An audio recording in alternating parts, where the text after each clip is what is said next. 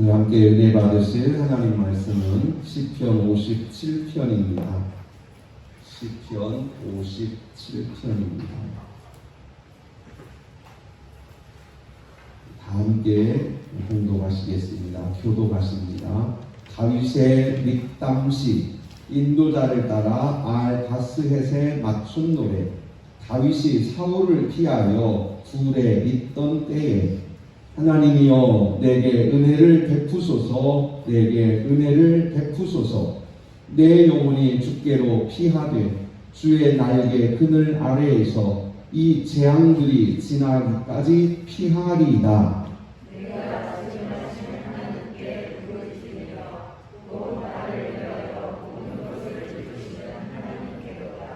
그가 하늘에서 보내사 나를 삼키려는 자의 비방에서 나를 구원하실지라. 셀라. 하나님이 그의 인자와 진리를 보내시리로다.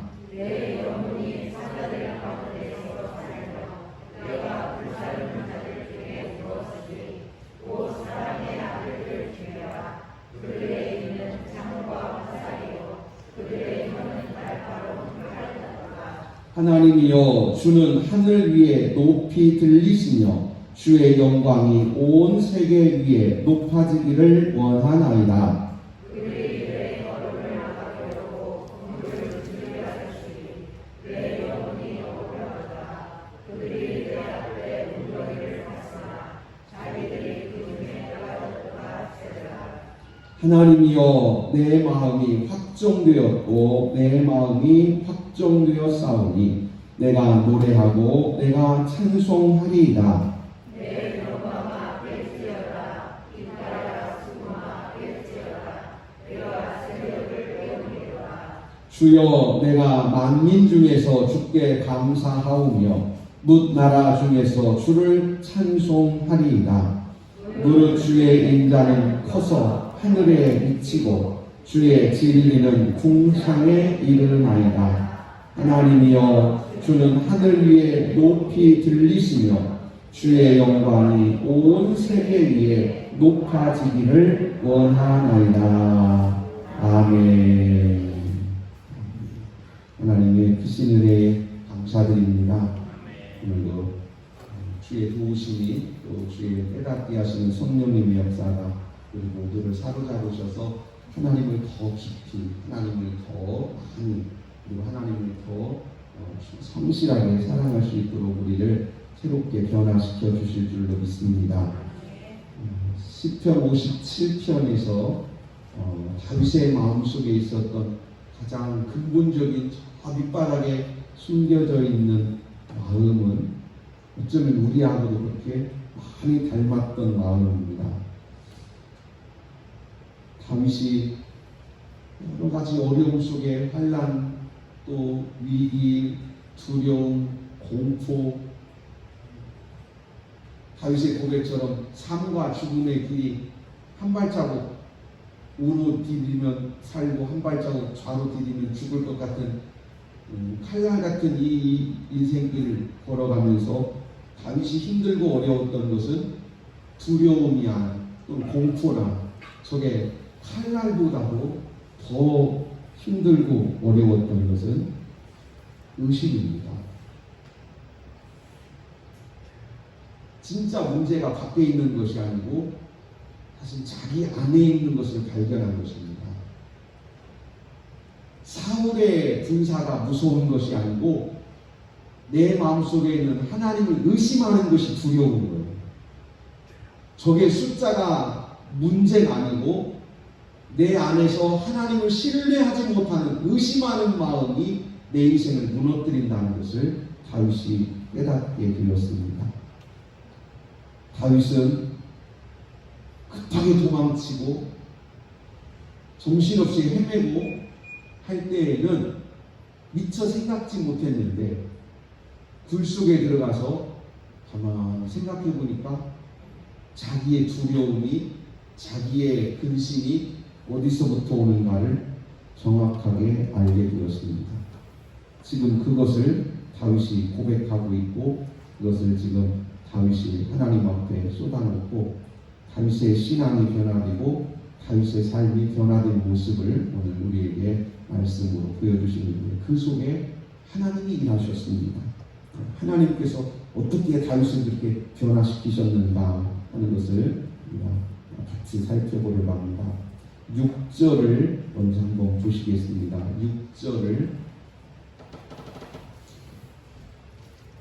6절이 은연중에 다윗이 자기의 마음을 쏟아놓았는데 드러났어요. 그들이 같이 있습니다. 그들이 내 걸음을 막으려고 그물을 준비하였으니 내 영혼이 억울하도다. 그들이 내 앞에 웅덩이를 팠으나 자기들이 그 중에 빠졌도다. 셀라. 아멘. 내 영혼이 억울하도다. 이 억울한 마음이 다윗의 두려움의 시작이에요. 억울하다 이 말은 나 인생 이렇게 살 줄 몰랐어. 내가 저 베들레헴 들판에서 양을 칠 때에 하나님께서 사무엘 선지자를 보내셔서 나를 불러내시더니 그냥 나는 아무 생각도 없는데 기름을 부으면서 네가 이제부터 이스라엘의 왕이 될 것이다. 하나님의 신이 너와 함께 하실 것이다. 그렇게 말씀하셔서 이제부터는 내 인생이 활짝 열리고 이제부터 내 인생이 복되고 내 인생이 이제 권세 있고 능력 있고 내 인생이 막힘없이 하나님의 축복 속에서 열릴 줄 알았는데 내가 지금 어디에 있는가 생각하니까 날마다 죽음의 위기 속에 있고 날마다 공포에 사로잡혀 있고 날마다 두려워서 참새처럼 뒤맞은 새처럼 벌벌 떨면서 이리저리 숨어다니면서 이쪽 숲으로 숨고 저쪽 숲으로 숨어가고 이쪽 불로 피하고 저쪽 바위로 숨고 이러면서 도망다니고 있는 자기 인생을 보면서 하나님이 내게 기름을 부으셨는데 어찌 내 인생이 이렇게 되었을까? 하나님이 나를 부르셔서 나를 왕으로 세우신다고 기름을 부어주셨는데 내가 그 후로도 하나님을 거역한 적이 없고 하나님 앞에 불순종한 적이 없고 내가 하나님을 바르게 섬기면서 살려고 내가 온갖 애를 썼는데 오늘 나의 있는 자리를 보니까 왕궁이 아니고 오늘 내가 있는 자리를 보니까 편안한 집도 아니고 내가 오늘 있는 자리를 보니까 그냥 차라리 기름 부음을 받지 못한 사람들처럼 그냥 평범하게 사는 것도 아니고 그것만도 못하고 이리저리로 피하고 숨어서 불 속에 고개를 받고 숨어있는 자기 인생을 보면서 오늘 다윗이 고백한 겁니다. 6절 말씀에 그들이 내 걸음을 막으려고 그물을 준비하였으니 내 영혼이 억울하도다. 이 억울하다는 말은 거꾸러졌다 그런 의미도 있어요. 실제 억울하다 정말 심리적으로는 정말 억울하다 이런 일이 있을 수가 있나 하는 것이고 또 하나는 곳곳에다가 함정을 타고 곳곳에다가 그물을 쳐놔서 내가 정말 어디로 가야 될지를 모르고 이게 다리에 힘이 빠져서 주저앉았다. 다리에 힘이 빠져서 온몸에 힘이 빠져서 거꾸러졌다 하는 의미예요. 다윗의 인생이 거꾸러져 버린 거예요.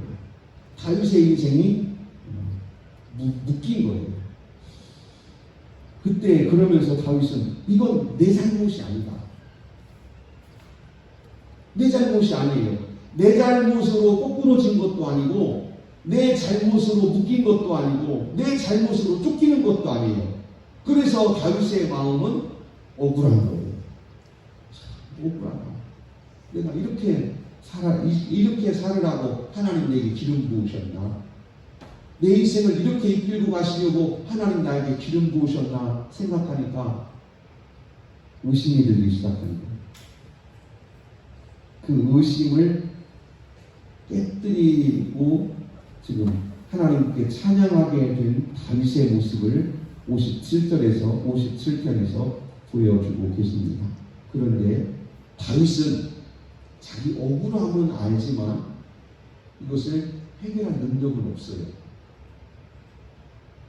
자기가 지금 인생이 묶여있는 것은 알지만 웅덩이를 넘어갈 힘도 없고 함정을 깨뜨릴 힘도 없고 그물을 뚫고 나갈 힘도 없고 사울을 이길 능력은 더구나 없습니다. 그래서 결국은 내가 억울하다고 해도 방법은 없고, 내가 이렇게까지 큰 죄를 짓지 않았다고 해도 다윗에게는 방법이 없습니다. 그리고 어떻게 해서 다윗이 갑자기 이런 다윗이 7절 말씀에 하나님이여 같이 읽겠습니다. 7절 8절 시작. 하나님이여 내 마음이 확정되었고 내 마음이 확정되었사오니 내가 노래하고 내가 찬송하리이다. 내 영광아 깰지어다. 기파야 수금아 깰지어다. 내가 새벽을 깨우리로다. 아멘. 어떻게 다윗이 어느 순간에 이렇게 깨닫고 마음이 열리고 믿음이 열리고 하나님을 향한 구원의 확신이 열리고, 아 그렇지 이제 걱정 없어, 이제 걱정 없어, 그러면서 어떻게 이렇게 다윗의 인생이 지금까지 다윗을 묶고 있던 의심과 두려움과 또 하나님을 향했던 불신이 다 벗어지고 깨지고 완전히 열리고, 어떻게 이렇게 다윗이 어떤 염려와 근심도 없이 이제는 하나님과 함께 새로운 삶이 열렸다. 이제는 하나님과 함께 정말 영광스럽고 축복된 삶이 활짝 열렸구나 하면서 이렇게 감사하면서 이렇게 기쁘게 노래하고 춤을 출 수 있을까 하는 것입니다. 바로 이렇게 엄청난 변화가 일어나는 말씀이 오늘 시편 57편 말씀입니다. 어떻게 변화되었는지 우리가 한번 살펴보겠습니다. 하나님이여 1절입니다. 내게 은혜를 베푸소서, 내게 은혜를 베푸소서. 은혜 베풀어 달라는 말을 전에 개역성경에는 긍휼히 여기소서, 나를 불쌍히 여기소서, 내가 죽을 지경에 처해 있습니다. 내게 은혜를 베푸소서, 나를 불쌍히 여기소서, 긍휼히 여기소서, 내게 긍휼히 여기소서, 나를 불쌍히 여기소서. 나를 보시면 하나님 얼마나 불쌍해요. 내가 지금 이렇게 살고 있는 거 보시면 하나님 내가 얼마나 불쌍합니까? 하나님 도와주세요. 내 영혼이 죽게로 피하게 주의 날개 그늘 아래에서 이 재앙들이 지나기까지 피하리이다. 아멘. 피한다는 말은 지난주에도 한번 나왔는데요, 어떤 도움을 확신하고 그리로 숨어 들어가는 거예요. 튼튼할 것이다. 우리 지금은 그거 별로 없지만 전에는 한 10년, 20년쯤 전에는 매월 15일 되면 사이렌 울리고 길거리에서 차 세우고 또 대피소로 들어가라고 하고 이렇게 우리나라도 많이 했어요. 하면서 매월 15일은 민방공 훈련의 날입니다. 그러면서 이제 대피소가 있습니다. 지하실 또는 또 각 지방자치단체에서 마련해놓은 대피소가 있어요. 그 대피소로 숨는 거예요. 왜 대피소로 숨습니까? 그것은 대피소는요, 처음 만들 때부터 어느 정도의 공격을 견딜 수 있도록 만들어진 거예요. 그래서 그리로 들어가면 거기에는 비상식량도 있고 또 쉴 수도 있고 거기는 또 음료도 있고, 그래서 거기서는 어느 정도 보호를 받을 수가 있다는 확신을 가지고 있어요. 이거 얼마까지는 여기서 보호받을 수 있다, 이런 확신이 있기 때문에 그리로 들어가는 거예요. 그래서 피한다 하는 것도 그런 의미입니다. 이리로 가면 여기는 괜찮아, 이런 확신이 있기 때문에 길을 가는 거예요.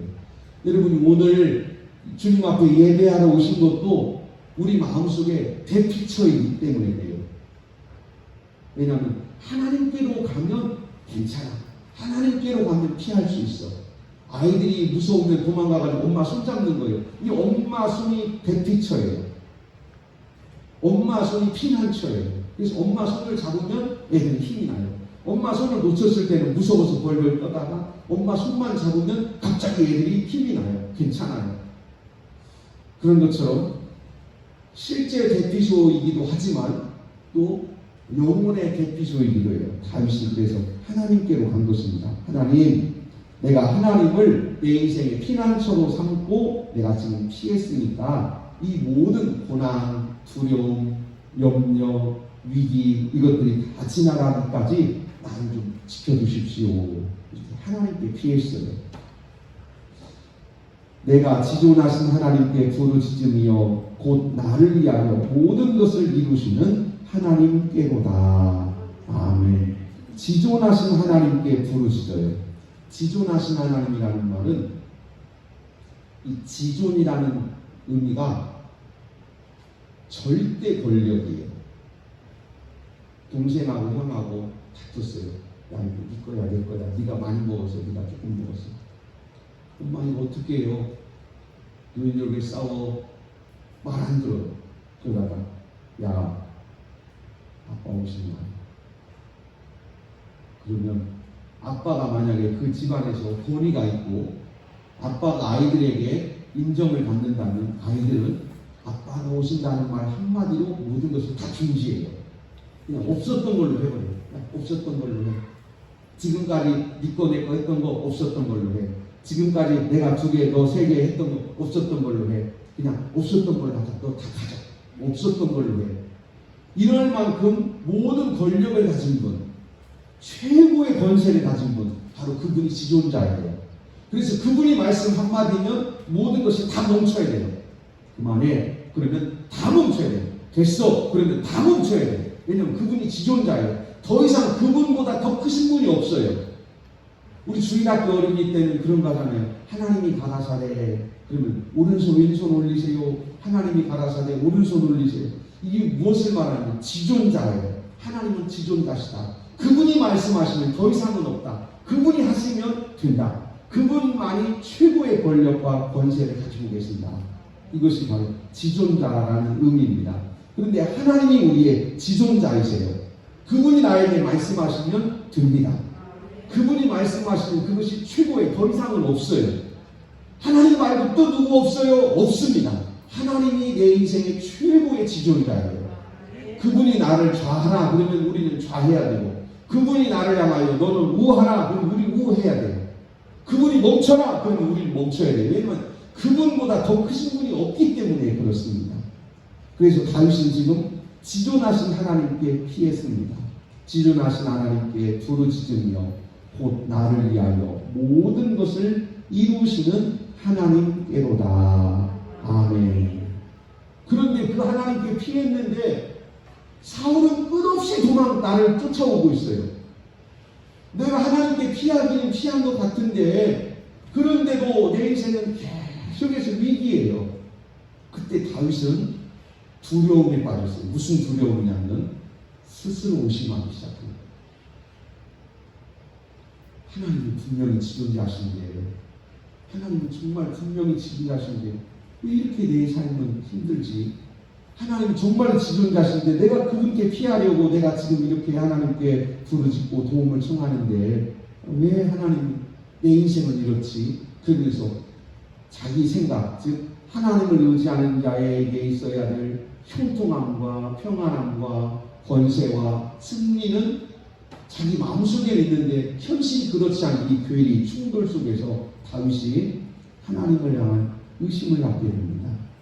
이 의심이라는 말은 자기 속에서 뱉어내는 말이에요. 자기 속에서 일어나는 불합치. 3절 말씀 같이 보시겠습니다. 그가 하늘에서 보내사 나를 삼키려는 자의 비방에서 나를 구원하실지라. 셀라. 하나님이 그의 인자와 진리를 보내시리로다. 아멘. 이제 하나님께 다윗이 고백합니다. 하나님, 내가 지금 생각해보면 내 구원이 즉 완전하지 못한 것 같아요. 내 구원이 완전하지 못해요. 지금 다윗이 이걸 아는 거예요. 내 구원이 완전하지 못하다. 지난주 수요일에 함께 나누신 하바국서하고 아주 닮아있어요. 하바국서하고 아주 닮았어요. 하바국서는 질문 2개, 응답 2개, 그리고 하나님의 은혜와 하바국 선지자의 변화가 큰 기쁨의 찬양으로 드러났습니다. 다윗도 똑같은 심정을 지금 가지고 있는 거예요. 우리도 마찬가지예요. 우리도 하나님 앞에 나아갈 때 하나님 앞에 기도하고 예배하고 하나님 앞에 또 말씀을 읽고 묵상하고 할 때에 우리도 이런 생각들을 많이 갖습니다. 내가 하나님 앞에 나왔는데, 내가 하나님을 섬기고 내가 하나님을 향하여 열심을 내고 있는데 옳지 않은 일이 벌어지는 거예요. 하바국 선지자처럼. 하나님, 세상에 나는 지금 의롭게 살려고 떠가세요.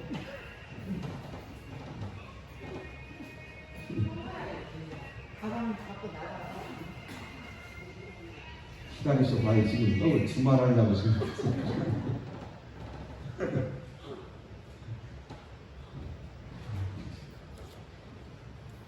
세상에 다윗처럼 하박국 선지자처럼 하나님 앞에 의롭게 살려고 몸부림을 치고 살고 믿음에 살려고 애를 쓰고 있는데 죄인들이 더 잘 돼.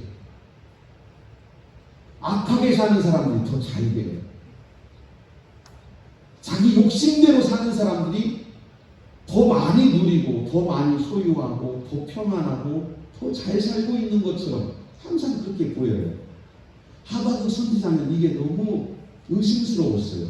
하나님은 공의의 하나님이시고 정의의 하나님이신데 믿음으로 살려고 애를 쓰는 사람들이 있는가 하면 그렇지 않고 약한 자를 짓밟고 권력을 가진 자가 부족한 자들의 것을 빼앗고 짓누르고 이렇게 할 때에 오히려 악한 자들은 더 성해지고 또 힘 있는 자들은 더 풍성해지는데 없는 자들은 더 빼앗기고 없는 자들은 더 눌리고 더 쫓기고 하나님 이게 어찌된 일입니까? 하나님은 정의의 하나님이신데 진리의 하나님이신데 어찌하여 이렇게 하십니까? 이렇게 하박국 선지자가 질문을 할 때에 하나님께서 답을 주셨어요.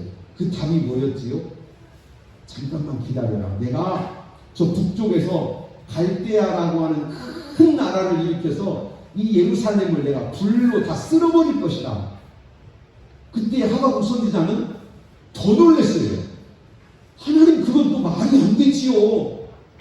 여기 예루살렘은 그래도 선민 아브라함의 자손 모세의 율법을 가진 자들이 여기 살고 있는데 어떻게 이방인들이 와가지고 여기를 친다고 그러십니까? 우리끼리 여기 있는데 여기서 좀 착한 사람 좀 악한 사람 있으면 여기 심판해 주셔야지.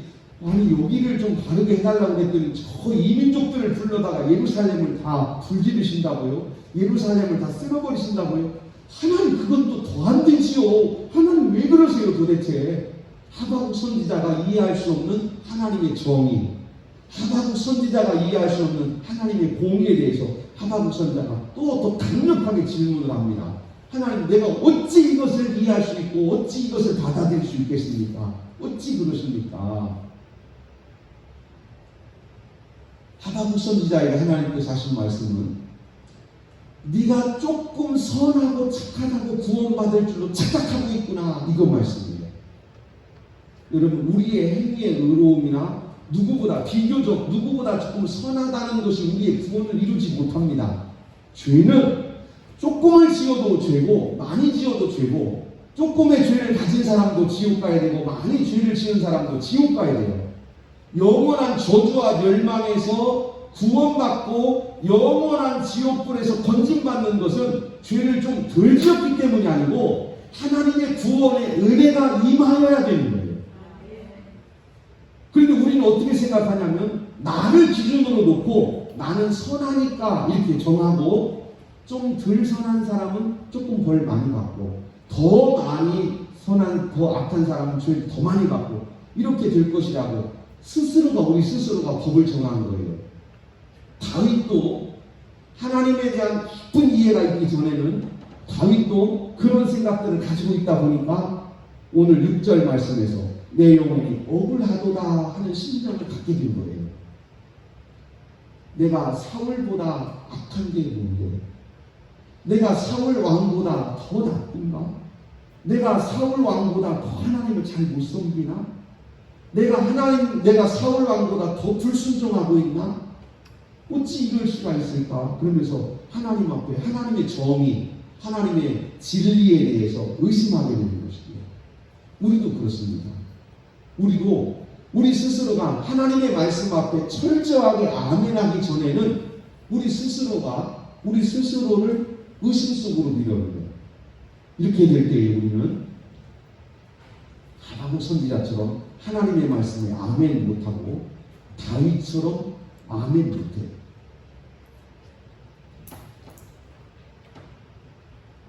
하나님께서 우리에게 말씀하실 때 우리는 아멘 합니다. 그러나 그 아멘이 어떤가를 보시면 여러분 스스로 알 수 있어요. 레위기 18장 말씀에 하나님께서 하나님을 사랑하고 하나님을 순종하고 하나님의 말씀에 철저하게 복종하는 자에게는 한없는 복을 주시는 게 땅에서 하늘에서 또 자녀들에게 일터에서 또 모든 일에 풍성하게 복을 주세요. 그러나 반대로 하나님의 말씀을 거역하고 불순종하는 자에게는 하나님께서 많은 아주 무서운 진노를 내리시는데, 그 진노가 이스라엘 백성들은 감히 아멘할 수 없을 만큼, 아멘해서 하나님 앞에 설 수 없을 만큼 두려운 말씀으로 가득 채우십니다. 신명기 28장을 한번 펴보세요. 신명기 28장입니다. 우리는 하나님의 말씀을 내 스스로가 선택적으로 붙잡는 악을 저지르고 있어요. 하나님의 말씀을 선택적으로 판단하고 내가 하나님의 말씀 위에 서서 하나님의 말씀을 판단하는 재판장이 되어서 내가 이롭다고 생각하는 것은 아멘하고 내가 싫다고 생각하는 것은 아멘하지 않아요. 결국 우리는 은혜 가운데 나아가지 못합니다. 우리가 내게 마음의 기쁨이 되고 마음의 평안한 말씀이 올 때 아멘하는 것으로 내가 은혜 받을 것이라고 생각하는 것은 큰 착각이고 성경을 오해하고 있고 왜곡하는 것입니다. 네가 네 하나님 여호와의 말씀을 삼가 듣고 내가 오늘 네게 명하는 모든 명령을 지켜 행하면 네 하나님 여호와께서 너를 세계 모든 민족 위에 뛰어나게 하실 것이라. 아멘. 아멘 하시지요? 제가 그럼 또 읽을게요. 20절입니다. 네가 악을 행하여 그를 잊음으로 네 손으로 하는 모든 일에 여호와께서 저주와 혼란과 책망을 내리사 망하며 속히 파멸하게 하실 것이며 여호와께서 네 몸에 연병이 들게 하사 네가 들어가 차지할 땅에서 마침내 너를 멸하실 것이며 여호와께서 태병과 열병과 염증과 합질과 한재와 풍재와 썩는 재앙으로 너를 치시리니 이 재앙들이 너를 따라서 너를 진멸하게 할 것이다. 아멘. 우리는 이 말씀에도 동일하게 아멘해야 합니다. 조금도 차이가 없이. 왜냐하면 이 말씀이 절대 진리에, 즉 지존하신 하나님의 말씀이기 때문에 그렇습니다. 이때 우리에게 놀라운 일이 벌어져요. 이 바른 아멘. 오늘 다윗이 내 마음이 확정되었고 내 마음이 확정되었사오니, 7절 말씀이에요. 내 마음이 확정되었고 내 마음이 확정되었사오니, 두 번을 이렇게 고백을 했어요. 물론 다짐하는 표현이기도 합니다. 확정되었다는 표현을 오늘 우리의 신앙의 표현을 한다면 아멘이에요. 따라서 하십시다. 아멘. 아멘. 오늘 다시 표현하면 네가 오늘 한 여호와의 말씀을 삼가 듣고 명령에 순종하며 지키며 여호와께서 너를 지키면 여호와께서 너를 세계 모든 민족 위에 뛰어나게 하실 것이다. 아멘. 우리가 아멘합니다. 그러나 반대로 네가 하나님을 거역하고 네가 하나님을 잊고 하나님을 등 돌리고 네 손으로 그런다면 네 손으로 하는 모든 일에 하나님이 너를 저주하시고 너를 파멸시키시고 너를 깨뜨려 버리실 것이다. 그럼 우리는 아멘이에요. 그때 우리가 알게 되는 거예요. 하박국 선지자가 3장 16절에서 내가 들었으므로 가슴이 떨리고 온몸이 떨리고 다리가 부들부들 떨리고. 왜 떨렸어요? 나는 그냥 아멘하면 복받을 줄 알았는데 아멘하니까 진짜 큰일 난 거예요. 왜냐하면 그때 보인 거예요. 내 인생이 줄덩어리구나. 여러분, 우리가 아멘을 잘못하면, 아멘을 못하면, 아멘을 바르게 못하면 우리의 신앙을 왜곡시킵니다. 자꾸. 그래서 우리가 하나님 말씀에는 절대적으로 아멘해야 돼요. 그래야 내가 나를 볼 수 있어요. 하박국 선지자는 처음에 나를 보는 눈이 닫혀 있어서 한쪽만 반쪽만 열려 있어서 무슨 일이 벌어졌냐면, 하나님은 아브라함의 자손을 축복하시고 율법을 가진 자를 축복하시고 예루살렘을 축복하시는 줄로 생각했어요. 그런데 축복받은 이스라엘 백성들이 하나님을 거역하고 불순종하고 하나님 앞에 등 돌리고 우상 숭배하고 하는 것에 대해서는 하나님이 조금 야단치실 줄 알았어요. 그래서 자기 생각을 해요. 우리는 내가 하는 선한 일은 크게 보고 내가 짓는 죄는 작게 만들려고 해요. 그래서 죄는 지었지만 내가 이렇게까지 하나님 나를 멸망시키시고 망하게 하시고 저주하시고 이렇게까지, 그러면서 하나님의 공의를 위해서 기도해요. 하나님 저 사람이 나를 해치는 것을 해결해달라고. 그 사람도 그거 별짓 아니에요. 별죄 아니에요. 왜냐하면 우리도 그렇게 생각한다면, 내가 짓는 죄가 별것 아니라고 생각한다면 상대방도 죄 짓는 것에 대해서 이까짓 게 무슨 죄라고? 그러면 세상은 혼란으로 가득하게 되는 거죠. 하나님은 정의로우신 공의의 하나님이세요. 그래서 성경에 그렇게 말씀하셨습니다. 여호와께서 네 적군 앞에서 너를 퇴하게 하시니 네가 그들을 치러 한 길로 나가서 그들 앞에서 7길로 도망할 것이라. 그러면 전쟁을 앞에 두고 백성들은 이 말씀을 아멘해야 돼요.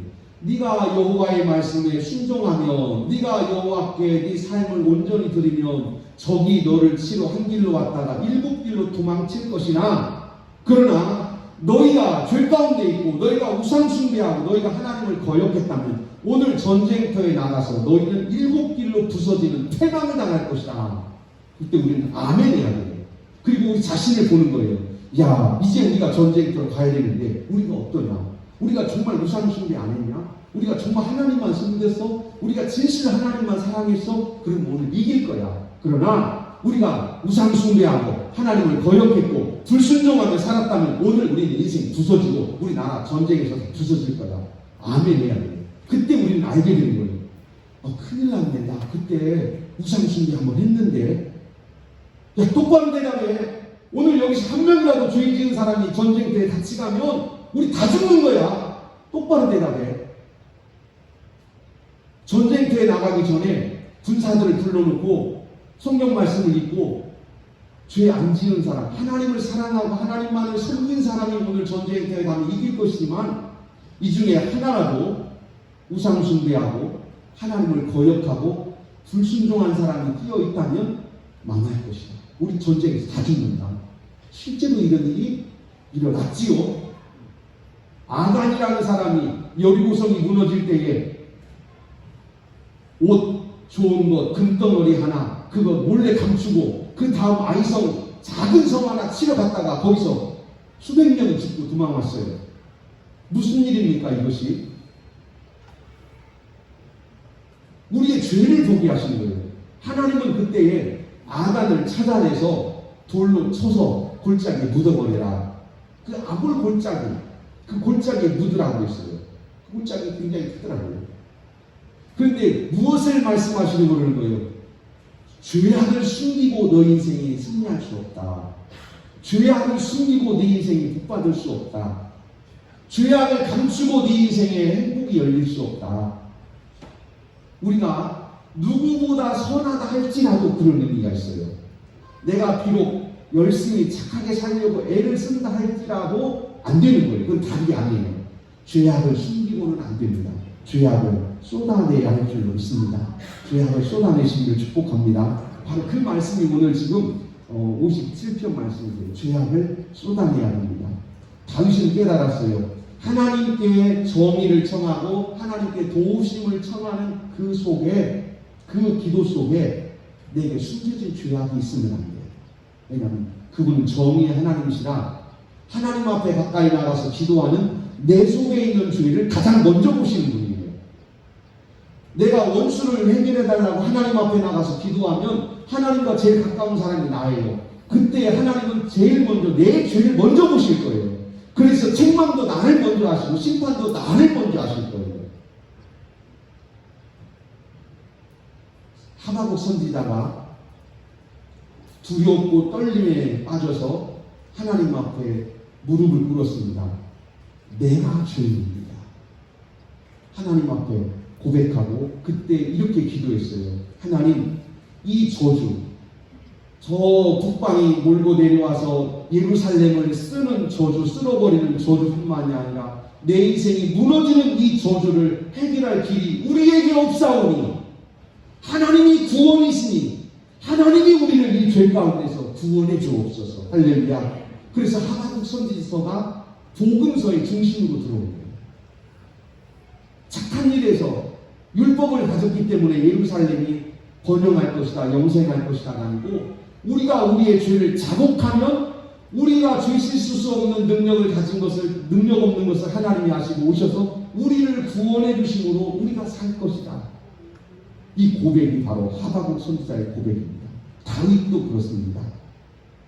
다윗도 지금 억울하고 답답한 마음이 다윗에게 있었으나 다윗은 깨닫게 되었습니다. 하나님께서 나를 일으키시고 나를 쓰시는 것은 내가 착해서가 아니다. 내가 사울보다 좀 착하고 내가 다른 사람보다 조금 더 열심하고 다른 사람 누구보다 좀 더 하나님 앞에 더 나아가기 때문에 하나님이 나를 구원하신, 그게 아니고 내가 내 죄를 하나님 앞에 쏟아 놓았기 때문에 그분이 나를 구원하신 거예요. 누구보다 더 착해서가 아니고 사울보다 조금 더 착해서 다윗이 왕된 게 아니고 하나님만을 의지하는 다윗을 하나님이 택하셨습니다. 할렐루야. 오늘 우리가 다시 한번 우리 신앙을 돌아보기를 바랍니다. 우리가 거룩하게도 살아야 되고 열심히 살아야 돼요. 그러나 그것이 하나님의 은혜입니다. 우리가 그렇게 살 수 있는 것은 하나님의 은혜예요. 나는 아무개는 원래 착해, 좀 착한 사람이야, 선한 사람이야. 시골 사람들은 도시 사람보다는 좀 마음이 착해. 그게 우리를 진리로 이끌고 가지 못해요. 그런 말이 우리를 거룩한 길로 끌고 가지 못해요. 우리를 거룩한 곳으로 끌고 갈 수 있는 오직 한 길은 뭐냐면 죄를 고백하는 겁니다. 죄를 쏟아내는 거예요. 하나님, 사울도 악한 사람이지만 나도 사울 못지않게 악한 사람입니다. 저가 나를 쫓아오면 나도 저를 해치고 싶고 나도 저를 죽이고 싶고 나도 보복하고 싶고 나도 내 속에 악한 것이 잔뜩 있습니다. 하나님, 나도 죄인입니다. 내가 어쩌면 감춰놓은 죄는 저보다 더 많을 수 있습니다.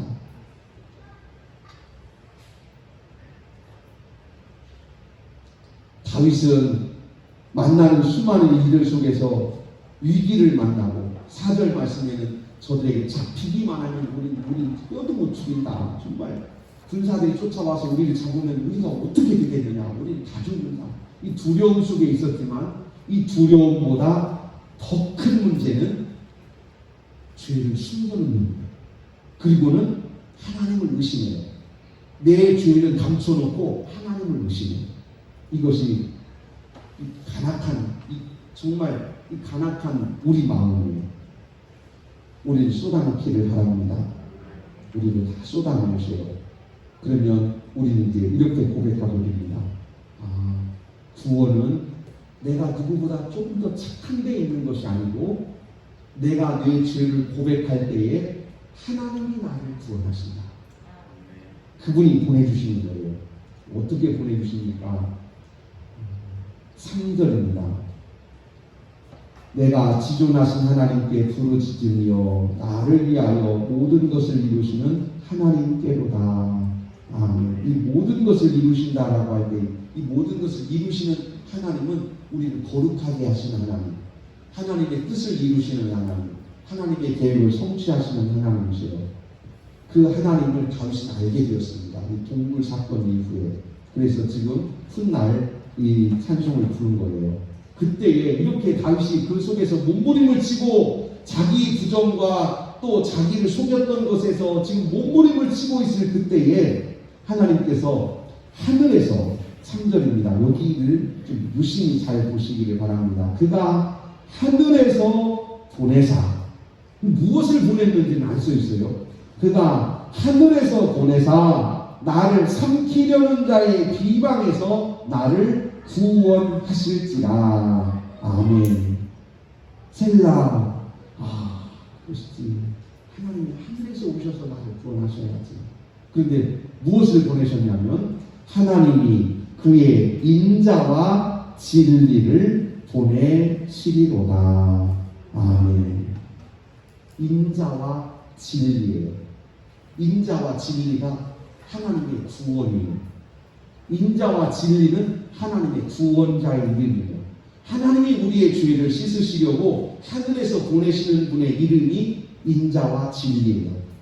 다윗이 지금 굴 속에서 처음에는 억울하다 생각했는데 하나님께서, 성령께서요, 결국은 성령께서 하시니 오늘 성령 강림절이죠. 성령께서 오셔서 우리에게 하시는 첫 번째 일은 죄를 생각나게 하십니다.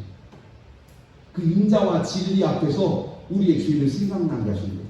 다윗이 굴속에서 몸부림을 치고 하나님 앞에 애원할 때에 하나님께서 다윗에게 성령을 보내셔서 죄를 보게 하셨어요.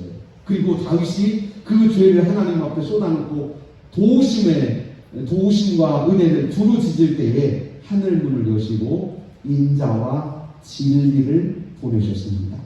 그 인자와 진리가 지금 3절 말씀에 하나님의 구원자예요. 나를 구원하시려고 하나님의 인자와 진리를 보내시리로다. 아멘. 오늘은 떠가시는 분들이 많아요. 다 적어놓으세요.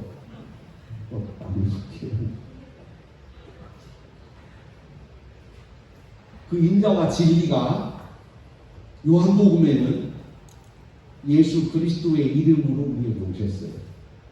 하나님께서 하늘에서 우리를 구원하시려고 독생자 예수님을 보내셨는데 우리가 선지자들이 또 제자들이 사도 요한이 성령의 능력으로 성령의 은혜로 예수님을 바라보았더니 그 예수님 안에 하나님의 인자와 하나님의 진리가 가득한 분이셨어요. 선지자들이 그렇게 하나님 앞에 기도하면서 나를 구원해달라고 하나님 나를 구원해주세요. 하나님 나를 살려주세요. 이 죄와 저주 가운데서 나를 구원해주세요 하면서 수많은 선지자들이 하나님 앞에 기도할 때 하나님께서 그 선지자들에게 보내셨던 성령으로 보내셨던 인자와 진리가 곧 육신을 입고 오신 예수님이신 줄로 믿습니다. 그 예수 그리스도께서 우리의 구원자가 되신 것입니다. 그리고 다윗은 이렇게 고백합니다. 하나님이여 내 마음이 확정되었고 확정되었사오니. 이 표현은 하나님 이제부터는 내가 내 생각대로 아멘하지 않고 하나님 말씀에 온전히 아멘하며 살겠습니다. 이것이 확정이에요. 따라서 하십시다. 하나님께 온전히 아멘합시다. 할렐루야. 여러분 아멘할 때에 여러분 생각을 바꾸셔야 돼요. 아멘할 때에 내가 은혜의 말씀에 아멘해서 내가 은혜 받는다라고 생각하시면 반절밖에 아니면 성경을 오해하게 돼요. 성경을 깨뜨리게 돼요. 내가 아멘하는 순간에 하나님의 말씀이 내게 들어와서 내 죄를 생각나게 하시고 죄를 자복하게 하시고 죄를 자복하는 나에게 은혜를 주신다. 할렐루야. 이게 아멘이에요. 따라서 하십시다. 아멘. 아멘. 아멘. 그래서 성경 말씀에 우리가 하나님 말씀의 지존자, 하나님 말씀에 절대적으로 아멘해야 되는 이유가 바로 그거예요. 선별적으로 아멘하면 우리는 죄를 못 봐요. 내가 여기는 아멘하고 여기는 아멘 안 하고 이렇게 되면 우리는 입을 다무는 순간에 죄를 감추는 거예요. 아멘하지 않는 순간에 나를 속이는 거예요. 그 순간에 우리는 성령의 도우심을 받지 못해요. 다윗은 알았어요. 하나님 나에게 죄를 말씀하실 때 아멘하는 순간에 성령의 도우심을 받습니다. 하나님이 나를 책망하실 때 아멘하는 순간에 성령님께서 나를 도우세요. 성령님이 내 죄를 생각나게 하시고 성령님이 내 죄를 생각나게 하시고 이 죄를 씻으시는 분이 예수 그리스도시라고 가르쳐 주시려고 성령님이 오신 거예요. 그분 앞에 아멘 하시기를 바랍니다. 그럴 때 우리는 성경을 바로 알 수 있고 바로 열릴 수 있고 그리고 나서 우리는 알게 됩니다. 아멘하면 즉 내가 내 죄를 쏟아 놓으면 하나님께서 내 인생을 이끌어 가신다. 다른 사울이 두려울 게 없다. 저 군사들의 칼날이 두려운 게 아니라 진짜 두려운 것은 내 마음속에 있었던 하나님을 향한 의심이었다. 이 의심이 무너지는 순간에 다윗은 믿음의 승리자가 된 것입니다. 할렐루야. 8절 말씀에 7절 끝부분에 내가 노래하고 찬송하리라. 내가 아멘하고 죄를 쏟아놓으면 자연스럽게 성령께서 내 안에서 기쁨의 즉 찬송을 일으키시지요. 내 영광아 깰지어다 비파야 수금아 깰지어다 내가 새벽을 깨우리로다. 무슨 뜻이냐면 지금까지 다윗은요 답답하고 억울하고 손해보는 것 같고 뭔가 지금 하나님의 정의가 깨진 것 같고 의심이 들어오고 이럴 때요 다윗에게 사라진 게 뭐냐면 감사가 사라지고 기쁨이 사라지고 찬양이 사라진 거예요. 그 전에는 들판에서 양을 칠 때는 늘 기뻐서 찬송하고 감사하고 하나님 노래하고 그랬는데 기름 부음을 받고 나서부터 이제 내가 무엇인가 되었다고 생각하는 그 순간에 이게 아닌 것 같은데 하나님 뭔가 잘못된 것 같아요. 이러는 순간에 기쁨이 사라지고 감사가 사라지고 하나님을 향한 의심이 마음속에 들어가서 그러면서 찬양이 사라져버립니다. 다윗이 고백합니다. 내 영광아, 내 영광은 영혼입니다. 영혼의 시적인 표현이 내 영혼아 정신 차려라. 내 영혼아 너 정신 차려. 내가 들판에서 양을 칠 때 얼마나 기뻤어. 내가 들판에서 아무것도 없이 들판에서 짐승들과 함께 살 때는 그렇게 기뻐서 하나님을 찬양했는데 내가 하나님의 은혜를 받고 나서는 오히려 이것이 더 두려움이 되고 의심이 되고 문제가 돼서 찬양까지 사라졌다면 정신 차려야 되는 거 아니냐? 그러면서 다윗이 자기 영혼을 향하여 지금 성령의 외침을 합니다. 내 영광아 내 영혼아 깰지어다. 비파야 수도마 깰지어다. 내가 새벽을 깨우리로다. 아멘. 다 일어나라 찬송하자. 내가 이제 기쁨을 회복했다. 기쁨을 얻었다. 구원의 기쁨은 이 기쁨이에요. 죄사함의 기쁨이에요. 하나님께만 의지하고 내 것을 의지하지 않고 오직 하나님께 전적으로 내 삶을 맡길 때에 지존하신 하나님이 내 삶을 구원하시고 내 삶을 인도하신다고 하는 다윗의 고백입니다. 그 고백 속에 다윗이 지금 찬양을 합니다. 비파야 수두마 깰지어다. 내가 새벽을 깨우리로다. 과거에 다윗이 그렇게 찬양하기를 즐거워했고 찬송하기를 즐거워했던 찬양이 다윗이 찬송이 없어져 버리니까 예를 들면 악기들이 녹이 박박 쓸고 피아노는 다 줄이 무너지고 언제 찬송을 했는지도 모르는데 찬양을 하려고 비파 줄을 만지니까 음은 다 털어졌고 다윗이 생각하니까 도대체 언제 찬송한 거야 하나님께 기억도 안 나요. 언제부턴가 생각했더니 두려움에 빠지고 의심하고 또 하나님의 정의에 대해서 하나님의 사랑에 대해서 내 마음이 삐뚤어지는 순간부터 감사가 기쁨이 즐거움이 찬양이 사라져버립니다. 자기 속에서 일어난 일을 밖에서 자꾸 찾은 거예요. 사울 때문에 그랬어. 적이 쳐들어오니까 군사들이 쫓아오는데 내가 어떻게 찬송하겠어. 나를 죽이려고 쫓아오는데 내가 어디서 찬송하겠어. 겉으로는 환경을 탓하지만 실상은 내 속에서 일어난 거예요. 여러분 우리 자신을 잘 발견하시기를 축복합니다. 이제 다윗이 구원의 은혜를 회복하면서 고백합니다. 내가 이제부터 영원토록 찬송하며 살겠습니다. 나뿐만이 아니라 이 구원의 은혜를 부지런히 전해서 온 천하 백성들이 다 구원의 기쁨을 노래하면서 살도록 복음을 전하겠습니다. 온 세상이 예수 그리스도의 이름을 노래하며 살도록 하겠습니다. 사실 다윗이 그렇게 고백한 거예요.